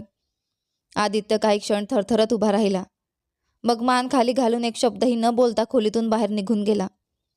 आता तरी पाहिलंत? सुमित्रा मोठ्याने म्हणाली. हेच ते सत्य आहे ज्यावर तुम्ही कधीच विश्वास ठेवला नाही. पण सुधाकरजी काही बोलत नव्हते. ते फक्त सोनालीकडे एकटक पाहत होते. एका सुसंस्कृत स्त्रीच्या डोक्यावर दुसरी बायको आणलीत तुम्ही, आणि तेही हे दिवस पाहण्यासाठी. सुमित्राचा आवाज रागाने थरथरत होता. मी आधीपासून सांगत होते, चारित्र्य कधी बदलत नाही. आज तरी माझं ऐका. तिला घटस्फोट द्या आणि या घरातून बाहेर काढा. सोनालीने हळूच मान वर केली, पण तिने सुधाकरजींकडे नजरही टाकली नाही. शांत आवाजात ती म्हणाली, घटस्फोट देऊ नका सुधाकरजी. मी स्वतःहून हे घर सोडून जाईन. तिचं हे वाक्य ऐकताच सुमित्राचा संताप पुन्हा भडकला. लाज नाही वाटत तुला? ती ओरडली. ज्यांनी तुला सन्मान दिला त्यांच्याच प्रतिष्ठेला धक्का लावला आहेस? सोनालीने शांतपणे उत्तर दिलं. ताई, सन्मान म्हणजे काय असतं हे मला या घरात आल्यावरच कळलं. हे बोलून ती खोलीतून बाहेर निघून गेली. पाहिलं तिची निर्लज्जता? सुमित्रा संतापाने म्हणाली. मी सांगते, तिला आत्ताच घराबाहेर काढा. सुधाकरजींचा आवाज मात्र खूप थकलेला वाटत होता. आज राहू दे, उद्या मी तिला घटस्फोटाचं बोलतो. मग ती निघून जाईन. उद्या का? आजच का नाही? सुमित्राने प्रश्न केला. संध्याकाळ झाली आहे. तिला सामान आवरायला वेळ लागेल. इतकंच बोलून सुधाकरजी खोलीबाहेर निघून गेले. अजूनही तिची एवढी काळजी? सुमित्रा चिडून पुटपुटली. माझ्या हातात असतं तर तिला एका कपड्यात घराबाहेर काढलं असतं. रागाने बोलत ती त्यांच्या मागे गेली. पण तोपर्यंत सुधाकरजी घराबाहेर निघून गेले होते. त्या रात्री सुमित्रा अनेक महिन्यांनंतर पहिल्यांदा शांत झोपली. पण सुधाकरजींच्या डोळ्याला रात्रभर डोळा लागला नाही. त्यांनी स्वतःच्या डोळ्यांनी जे पाहिलं होतं त्यावर त्यांचाच विश्वास बसत नव्हता. पण त्यावर विश्वास न ठेवण्याचं कारणही नव्हतं. सोनालीने स्वतःची बाजू मांडण्याचाही प्रयत्न केला नव्हता. एकही स्पष्टीकरण दिलं नव्हतं. मग ते जे पाहिलं ते खोटं कसं असू शकत होतं? त्या रात्री एकटे बसलेले सुधाकरजी अनेक महिन्यांनंतर पहिल्यांदा आपल्या एका निर्णयाचा विचार करत होते. जो निर्णय आतापर्यंत त्यांना स्वर्गासारखा वाटत होता, तोच निर्णय आज त्यांना ओझं वाटू लागला होता. आणि त्यांचे विचार नकळत भूतकाळात गेले. सोनालीची आणि सुधाकरजींची पहिली भेट मंदिरात झाली होती. त्या रात्री सुधाकरजी संध्याकाळच्या आरतीसाठी मंदिरात गेले होते. मुख्य पुजाऱ्यांची तब्येत बरी नसल्यामुळे त्या दिवशी पूजा आणि आरतीची जबाबदारी त्यांनीच सांभाळली होती. सगळे भक्त निघून गेल्यानंतर ते मंदिर बंद करण्याच्या तयारीत होते. तेवढ्यात त्यांना एका स्त्रीचा आवाज ऐकू आला. ते मागे वळले. त्यांच्यासमोर एक स्त्री उभी होती. तिने डोक्यावर ओढणी घेतली होती आणि चेहऱ्याचा बराचसा भाग झाकलेला होता. फक्त तिचे डोळे दिसत होते. अत्यंत सुंदर, पण त्याचवेळी असह्य वेदनांनी भरलेले. पुजारीजी, ती हळू आवाजात म्हणाली. मी पुजारी नाही, सुधाकरजी शांतपणे म्हणाले. पण मला पुजारीजींना भेटायचं आहे. उद्या सकाळी या. त्या स्त्रीच्या ओठांवर कडवट हसू उमटलं. माझ्या आयुष्यात उद्या नावाची सकाळच नाही. तिच्या आवाजातील वेदना ऐकून सुधाकरजी स्तब्ध झाले. ती पुन्हा म्हणाली, मला त्यांना आत्ताच भेटायचं आहे, नाहीतर कदाचित खूप उशीर होईल. थांबा. सोनालीने अचानक सुधाकरजींचं बोलणं तोडलं. मी देवाच्या मंदिरात आले आहे. आता मी कुणाच्याही घरी जाणार नाही. मला इथे बसू द्या आणि पुजारीजींना इथे बोलावून आणा. तिची मागणी ऐकून सुधाकरजी थोडे आश्चर्यचकित झाले. तरीही त्यांनी मंदिराचं दार पुन्हा उघडलं आणि तिला आत बसायला सांगितलं. स्वतः ते पुजारीजींना बोलवायला निघाले. पण सोनालीने पुन्हा त्यांना थांबवलं. 1 मिनिट. हो? सुधाकरजी मागे वळले. सोनाली काही क्षण शांत राहिली. मग हळू आवाजात विचारलं, वाईट मृत्यू चांगला की वाईट आयुष्य? हा प्रश्न ऐकून सुधाकरजी अक्षरशः थबकले. मला तुमचा प्रश्न समजला नाही. कृपया उत्तर द्या, ती आग्रहाने म्हणाली. सुधाकरजी काही क्षण विचारात पडले. दोन्हींपेक्षा तिसरा मार्गही असू शकतो. आणि जर नसेल तर? मार्ग तयार असत नाहीत, शोधावे लागतात. पण समजा मार्गच नसेल, शोधताही येत नसेल तर? यावेळी सुधाकरजींचा आवाज ठाम झाला. तरीही मी ना वाईट मृत्यूचं समर्थन करेन ना चुकीच्या आयुष्याचं. मग त्यांनी काळजीने विचारलं, तुमची अडचण काय आहे? आर्थिक मदत हवी असेल तर मी करू शकतो. देवाच्या कृपेने माझ्याकडे पुरेसं आहे. सोनाली कडवट हसली. माझ्यासारख्या स्त्रीची अडचण पैशांची नसते. म्हणजे? सुधाकरजी अधिकच गोंधळले. सोनाली काही क्षण त्यांच्याकडे पाहत राहिली. एक वचन द्याल? कसलं? मी सत्य सांगितलं तर मला मंदिराबाहेर काढणार नाही. सुधाकरजी शांतपणे म्हणाले. मंदिरातून कोणाला बाहेर काढण्याचा अधिकार मला नाही. हे देवाचं घर आहे. सोनालीने एक खोल श्वास घेतला. मग ती म्हणाली, मी नर्तकी आहे. क्षणभर सगळीकडे शांतता पसरली. सुधाकरजी काही बोलूच शकले नाहीत. सोनाली त्यांच्या उत्तराची वाट पाहत राहिली. मग स्वतःच हसली. काही बोलणार नाहीत? ती म्हणाली, मी अनेक मोठ्या लोकांना हा शब्द ऐकून गप्प होताना पाहिलं आहे. सुधाकरजी शेवटी सावरले. पण तुमची खरी अडचण काय आहे? मला वाटत नाही की तुमचा भूतकाळच तुमची अडचण आहे. सोनालीच्या डोळ्यात वेदना उमटल्या. हीच तर अडचण आहे, ती हळू आवाजात म्हणाली. मला एका माणसावर प्रेम झालं. त्याच्यासोबत मी माझं जुनं आयुष्य सोडून पळून आले. ती पुढे बोलत राहिली. जिथे मी राहत होते तिथे येणारे पुरुष मला डोक्यावर बसवायचे. पण मला पहिल्यांदाच कोणाच्या पत्नीप्रमाणे जगायचं होतं. तिचा आवाज थरथरत होता. मला वाटलं त्यालाही माझ्यावर प्रेम आहे. मी त्याच्यासोबत संसाराची स्वप्न पाहू लागले. मग तो मला पत्नी बनवण्यासाठी नाही, विकण्यासाठी घेऊन आला होता. सुधाकरजी स्तब्ध झाले. मी तिथून पळाले. जगण्याची इच्छाच उरली नव्हती. रेल्वे रुळांवर जाऊन सगळं संपवायचं ठरवलं होतं. तिने मंदिराकडे पाहिलं. रस्त्यात हे मंदिर दिसलं. वाटलं जगातली सगळी दारं पाहिली, आता देवाचं दारही एकदा पाहावं. सुधाकरजींच्या मनात तिच्याबद्दल करुणा निर्माण झाली. तुम्ही योग्य ठिकाणी आलात, ते प्रेमाने म्हणाले. आम्ही तुमची मदत करू. मी मदत मागायला आले नाही, सोनालीने लगेच उत्तर दिलं. सुधाकरजी पुन्हा गोंधळले. मग? सोनालीच्या डोळ्यात अश्रू दाटले. जिथे राहिले तिथे मला वस्तू समजलं गेलं. ज्याच्यावर प्रेम केलं त्याने फसवलं. आता देवाच्या दारी आले आहे सन्मान मागायला, ती थरथरत्या आवाजात म्हणाली. या परिसरात असा एखादा माणूस आहे का जो माझ्या डोक्यावर सन्मानाची छत ठेवेल? हा प्रश्न ऐकून सुधाकरजी बराच वेळ काहीच बोलू शकले नाहीत. शेवटी ते म्हणाले, निराश होऊ नका. मी आणि पुजारीजी मिळून तुमच्यासाठी एखादं चांगलं स्थळ शोधू. तोपर्यंत तुम्ही माझ्या घरी या. तिथे माझी पत्नी आणि मुलगी आहेत.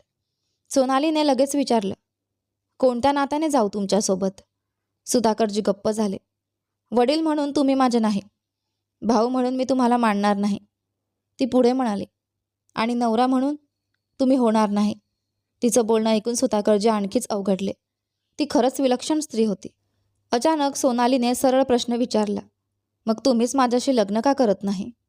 हे ऐकताच सुधाकरजींना जणू विजेचा धक्का बसला. काय? ते घाबरतच म्हणाले. तुम्हाला काही गैरसमज झाला आहे. मी काय म्हणाले? सोनाली शांतपणे म्हणाली. लग्न करा असंच ना? तुमच्या तोंडून हे ऐकून मी थक्क झालो. सुधाकरजी अडखळत म्हणाले, मी मध्यमवयीन माणूस आहे. माझ्या मुलीसाठी स्थळं शोधतो आहे. मी स्वतः लग्न कसं करू? सोनालीने सरळ विचारलं. माझ्या जागी एखाद्या प्रतिष्ठित घरातील स्त्रीने लग्नाची मागणी घातली असती तरी तुम्ही नकार दिला असता का? ही प्रतिष्ठेची गोष्ट नाही, सुधाकरजी शांतपणे म्हणाले. मला दुसऱ्या लग्नाची गरज नाही. सोनालीच्या डोळ्यात वेदना उमटल्या. पण मला एका घराची गरज आहे. तुम्ही माझ्या घरी राहू शकता, सुधाकरजी म्हणाले. पाहुणी म्हणून? सोनालीने मान हलवली. पाहुणी म्हणून नाही, घरची म्हणून. मग ती हळू आवाजात म्हणाली, मी आयुष्यभर पाहुणीच राहिली आहे. आता मला कुणाच्या घराचा भाग व्हायचा आहे. सुधाकरजी तिच्याकडे पाहत राहिले आणि त्या रात्री प्रथमच त्यांच्या मनात एक असा विचार आला ज्याने पुढे त्यांच्या संपूर्ण आयुष्याची दिशा बदलून टाकली होती. मला माहीत आहे, सोनाली शांतपणे म्हणाली. तुम्ही एक सन्माननीय, धार्मिक आणि चांगले माणूस आहात आणि मी एक पापी स्त्री. तुम्ही पुन्हा चुकीचा अर्थ काढत आहात. सुधाकरजींनी समजावण्याचा प्रयत्न केला. मी तुमच्या भूतकाळाबद्दल बोलत नाही. मी आपल्या दोघांच्या वयातील फरकाबद्दल बोलतोय. माझं वय 60 वर्ष.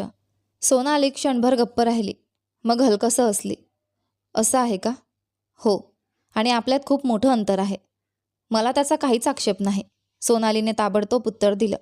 पण सुधाकरजी पुढे काही बोलणार इतक्यात तिने त्यांना थांबवलं. आपण देवाच्या मंदिरात उभे आहोत. तिचा आवाज थरथरत होता. जर मी देवाची शपथ घालून विनंती केली तरीही तुम्ही माझ्याशी लग्न करणार नाही का? सुधाकरजींनी तिच्या डोळ्यांकडे पाहिलं. त्या डोळ्यात अश्रू होते, वेदना होत्या, भीती होती आणि कुठेतरी खोलवर एक आस होती, सन्मानाने जगण्याची. त्यांच्या मनात नेमकं काय बदललं हे त्यांनाच समजलं नाही. तिच्या अश्रूंनी त्यांना पिळवलं होतं की देवाची शपथ त्यांना बांधून गेली होती. पण पुढच्या एका तासात सगळंच बदललं. पुजारीजी आणि काही साक्षीदारांना बोलावण्यात आलं आणि मंदिरातच साध्या विधीने सुधाकरजी आणि सोनालीचं लग्न झालं. लग्नानंतर पहिल्यांदाच सुधाकरजींनी सोनालीचा चेहरा व्यवस्थित पाहिला. तिने चेहऱ्यावरची ओढणी बाजूला केली आणि ते अक्षरशः स्तब्ध झाले. सोनालीने त्यांच्याशी खोटं बोललं होतं. ती 60 वर्षांची तर नव्हतीच, उलट ती अन्वीच्या वयाची वाटत होती. 25च्या आसपासची एक तरुण, अत्यंत सुंदर मुलगी. क्षणभर सुधाकरजींना प्रचंड लाज वाटली. आपण फसवलो गेलो आहोत अशी भावना त्यांच्या मनात आली. पण त्या लग्नाबद्दल पश्चाताप फक्त त्यांनाच होत होता. सोनाली मात्र खूप आनंदी होती. तिला तिच्या खोटेपणाबद्दल किंचितही अपराधीपणा वाटत नव्हता. तिला फक्त एक घर हवं होतं आणि ते तिला मिळालं होतं. त्यानंतरच्या 3 महिने सोनाली त्या घरात राहिली. पण त्या 3 महिन्यात तिने सुधाकरजींची इतकी सेवा केली, इतकं प्रेम दिलं, इतका आदर दिला की सुमित्राच्या 35 वर्षांच्या सहवासालाही जणू मागे टाकलं. सुरुवातीला सुधाकरजी तिच्याकडे फक्त तिच्या परिस्थितीमुळे आणि कमी वयामुळे विशेष लक्ष देत होते. पण हळूहळू त्यांचं मन तिच्याकडे ओढलं जाऊ लागलं. सोनाली विलक्षण सुंदर होती, तरुण होती, पण तिचं सर्वात मोठं वैशिष्ट्य तिचं वागणं होतं. सुमित्रा प्रतिष्ठित घराण्यातली होती आणि तिला त्याचा अभिमानही होता. तो अभिमान तिच्या बोलण्यात, चालण्यात, वागण्यात कधी ना कधी दिसून यायचाच. पण सोनालीकडे काहीच नव्हतं. ना मोठं घराणं, ना संपत्ती, ना गर्व, ना अहंकार, ना हट्ट, ना दिखावा. तिच्याकडे होतं ते फक्त कृतज्ञ मन. ती प्रत्येक गोष्टीसाठी आभारी असायची. तिला असं वाटायचं की ती एका अंधारातून बाहेर पडून नव्या आयुष्यात आली आहे आणि ती ही गोष्ट वारंवार सुधाकरजींना सांगायची. मला घर मिळालं, हे वाक्य ती पुन्हा पुन्हा म्हणायची. मला आयुष्यात पहिल्यांदाच घर मिळालं. हे ऐकून सुधाकरजी अनेकदा संकोचून जायचे, कारण त्यांना वाटायचं की त्यांनी काही विशेष केलं नाही. पण आज सगळंच बदललं होतं. आज त्यांना वाटत होतं की ते सोनालीच्या हातून फसले होते.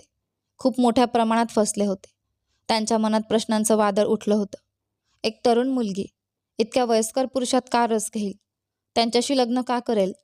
त्यांच्यासोबत आयुष्य का घालवेल? आज त्यांना त्या सगळ्या प्रश्नांची उत्तरं स्पष्ट दिसत होती आणि ती उत्तरं त्यांच्या मनाला जखम करत होती. त्यांना सोनालीला खूप काही विचारायचं होतं, खूप काही सांगायचं होतं, पण तिच्या समोर उभं राहण्याचं धैर्यही त्यांच्यात उरलं नव्हतं. कारण ज्या स्त्रीला त्यांनी आपल्या आयुष्यात सर्वात सुंदर सत्य मानलं होतं, तीच स्त्री आता त्यांना सर्वात मोठा भ्रम वाटू लागली होती. सुधाकरजींसाठी घटस्फोट हा शब्द उच्चारणं सुद्धा सोपं नव्हतं. सोनाली आता त्यांच्यासाठी केवळ एखादी दया दाखवलेली स्त्री किंवा जबाबदारी राहिली नव्हती. तिने त्यांच्या हृदयात स्वतःचं एक वेगळं स्थान निर्माण केलं होतं. तिला घरातून बाहेर काढणं कदाचित शक्य होतं, पण मनातून काढून टाकणं ते खूपच कठीण होतं. आणि सुधाकरजींना समजत नव्हतं की आधी काय करावं, किंवा खरं तर यापैकी एकही गोष्ट त्यांच्याकडून होईल का. मात्र सोनालीने त्यांना त्या कठीण निर्णयापासून वाचवलं. दुसऱ्या दिवशी सकाळी अन्वी रडत रडत आदित्यसोबत सुधाकरजींच्या घरी आली. तिने जे सांगितलं ते ऐकून सगळे थक्क झाले. मागच्या रात्री आदित्य आणि सोनालीने घरातून पळून जाण्याचा बेत आखला होता. आदित्यने अन्वीचे सगळे दागिने आणून सोनालीच्या हवाली केले होते. सोनालीने त्याला सांगितलं होतं की ती पहाटे छतावरून त्याच्या घराच्या छतावर येईल. त्यानंतर दोघे मिळून दुसऱ्या शहरात जाऊन लग्न करतील. पहाटे दोघे रेल्वे स्टेशनवरही पोहोचले. सोनालीने आदित्यला तिकीट आणायला पाठवलं. तो तिकीट घेऊन परत आला, पण जिथे सोनालीला सोडून गेला होता तिथे ती नव्हती. आदित्य वेड्यासारखा तिला शोधत राहिला. संपूर्ण स्टेशन पालथं घातलं, पण सोनालीचा काहीच मागमूस लागला नाही. आणि तेव्हाच त्याला स्वतःच्या मूर्खपणाची जाणीव झाली. बहुधा सोनाली त्यालाही फसवून दुसऱ्याच कुणासोबत निघून गेली होती. शेवटी निराश होऊन तो घरी परतला. अन्वीसमोर त्याने सगळा प्रकार कबूल केला. स्वतःची चूक मान्य केली, तिची माफी मागितली. आणि आता अन्वी त्यालाच घेऊन सुधाकरजींकडे माफी मागायला आली होती. सुमित्राला काही कळेना, हसावं की रडावं. आदित्य आता सोनालीबद्दल तोंड भरून वाईट बोलत होता आणि त्याच वेळी अन्वीचं कौतुक करत होता. हात जोडून सुधाकरजींची क्षमा मागत होता. सुमित्रा आणि अन्वीच्या आयुष्यातील मोठा काटा जडून निघून गेला होता, पण त्याच वेळी अन्वीचे सगळे दागिनेही गेले होते. लग्नात माहेर आणि सासरकडून मिळालेले मौल्यवान दागिने. माफ करा त्याला सुधाकरजी, सुमित्रा म्हणाली. चूक झाली त्याच्याकडून. मग लगेच ती आदित्यची बाजू घेत म्हणाली, आणि खरं सांगायचं तर चूक त्याची नाही, तुमची होती. अशी बाई घरात आणायची गरज काय होती. सुधाकरजी शांत बसून राहिले. आता बोलण्यासारखं काही उरलं नव्हतं. सोनाली फक्त त्यांचं घर रिकामं करून गेली नव्हती, ती त्यांचं हृदयही रिकामं करून गेली होती. काही दिवसांनी अन्वी पुन्हा माहेरी आली. आई, बाबा कुठे आहेत? तिने विचारलं. सुमित्रा चिडून म्हणाली, मंदिरात असतील, अजून कुठे असणार? ती गेल्यापासून सारखा मंदिरातच बसून असतो.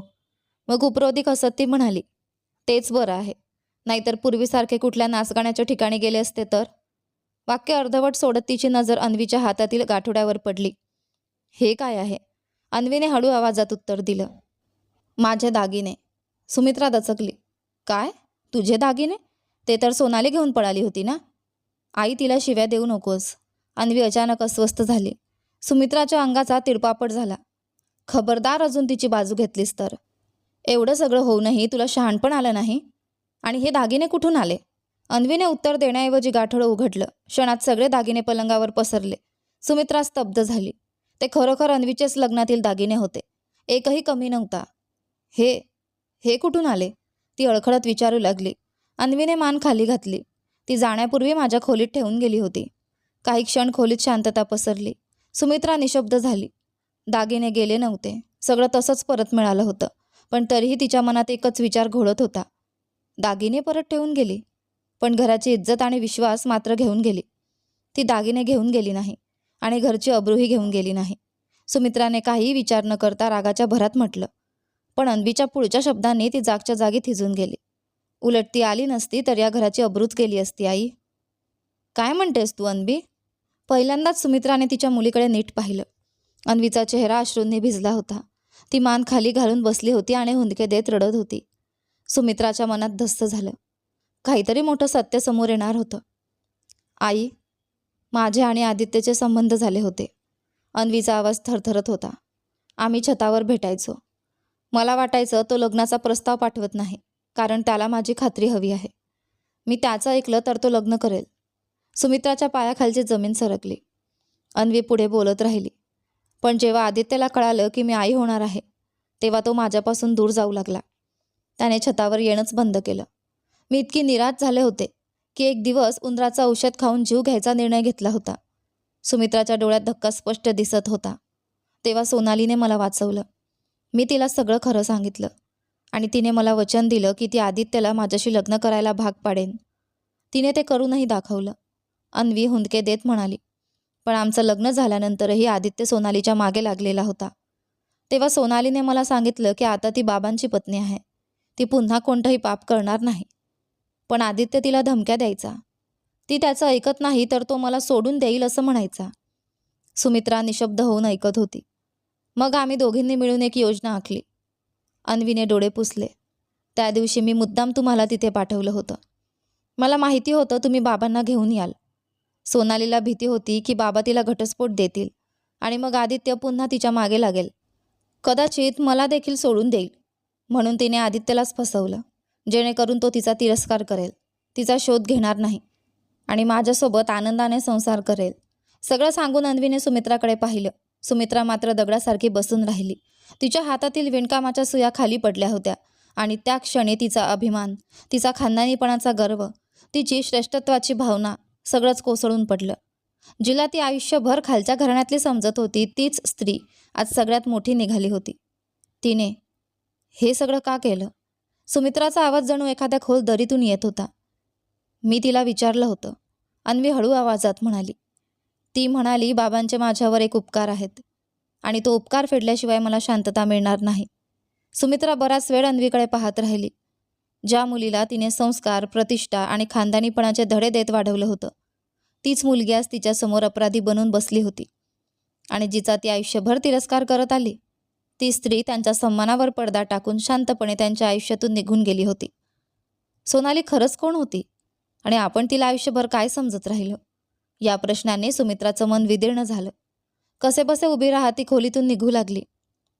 आई, अन्वी घाबरून ओरडली. पण सुमित्राने मागे वळून पाहिलंही नाही. ती दरवाजापाशी पोहोचली आणि अचानक थबकली. समोर सुधाकरजी उभे होते. ते कधी आले होते कुणालाच कळलं नव्हतं. पण त्यांच्या चेहऱ्यावरचं दुःख आणि डोळ्यांतील वेदना पाहून सुमित्राला समजलं, आता कोणतंच रहस्य उरलेलं नव्हतं. सगळं सत्य त्यांच्या कानावर पडलं होतं. बराच वेळ दोघे एकमेकांकडे शांतपणे पाहत राहिले. मग सुमित्रा थरथरत्या आवाजात म्हणाली, तुम्ही तिच्यावर असा कोणता उपकार केला होता सुधाकरजी? सुधाकरजी खूप वेळ तिच्याकडे पाहत राहिले. मग मंद आवाजात म्हणाले, हेच तर आठवायचा प्रयत्न करतोय. मी तिच्यावर खरंच कोणता उपकार केला होता की खरं तर काही उपकार केलाच नव्हता? पुढचं वाक्य त्यांच्या ओठांवरच अडकलं. सुमित्राच्या डोळ्यांतून अश्रू वाहू लागले. तिने पदराने चेहरा झाकला आणि आयुष्यात पहिल्यांदाच ती मोठ्याने रडू लागली. कारण आज तिला समजलं होतं, खानदानीपणा रक्तातून येत नाही, तो माणसाच्या कृतीतून दिसतो. आणि जिचा तिने आयुष्यभर तिरस्कार केला, तीच सोनाली खऱ्या अर्थाने सर्वात मोठी आणि सन्माननीय निघाली होती.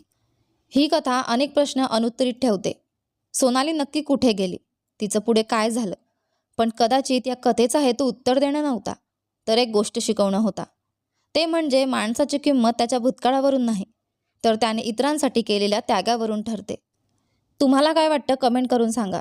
सोबतच कथा आवडली असेल तर व्हिडिओला लाईक करा, शेअर करा. चॅनलवर नवीन असाल तर सबस्क्राईब करा. सोबत व्हिडिओला हाईपही करा आणि चॅनलवर नवीन असाल तर सबस्क्राईब आणि नोटिफिकेशन बेल ऑन केल्याशिवाय जाऊ नका.